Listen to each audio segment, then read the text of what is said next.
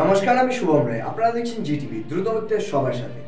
17 April অর্থাৎ বুধবার সারা ভারতবর্ষ জুড়ে পালিত হচ্ছে রামনবমী উৎসব।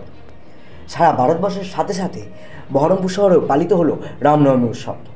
উক্ত রামনবমী উৎসব ঘিরে বিজেপি সাংসদ কাঞ্চন মৈত্র ও বিজেপি বহরমপুরের লোকসভা কেন্দ্রের প্রার্থী নির্মল সাহা যা প্রতিক্রিয়া দিলেন, চলুন আমরা তা শুনে নিই এবং আপনাদেরকেও শোনাই। রামনবমী বলা কিছু নেই, প্রতি বছরের মতন এবারও হচ্ছে। তবে সবথেকে বড় আনন্দের বিষয় এইবার প্রায় 500 বছর পর আমাদের অযোধ্যাতে রাম মন্দির প্রতিষ্ঠিত হলো। সেই রাম মন্দিরে পুজো দেওয়ার পর গোটা ভারতবর্ষ আজ উদ্বেলিত এবং তার লক্ষণ আমরা বহরমপুর শহরে দেখতে পাচ্ছি। কিছু না, এটা একটা হিন্দুদের উৎসব। এই হিন্দু উৎসবে সবাই মিলে সামিল হয়েছে বিশ্ব হিন্দু পরিষদের ডাকে। এই উৎসব, এই পথসভা, এর মধ্যে আমিও এসেছি। এটা তো সবাইকে ডাকছি আমরা, এবং সবাই দলমত নির্বিশেষে সমস্ত হিন্দু মানুষ এই অনুষ্ঠানে সামিল হচ্ছেন।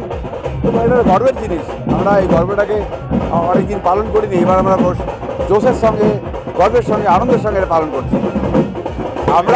আমরা রামকে হিন্দুত্ব বলি। রাম আসলে রাষ্ট্রপুরুষ, রাম হচ্ছে ভারতবর্ষের প্রাণ। রাম আগে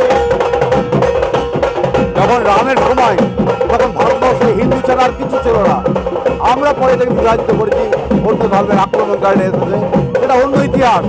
আজকে এগুলো ভুলে যান।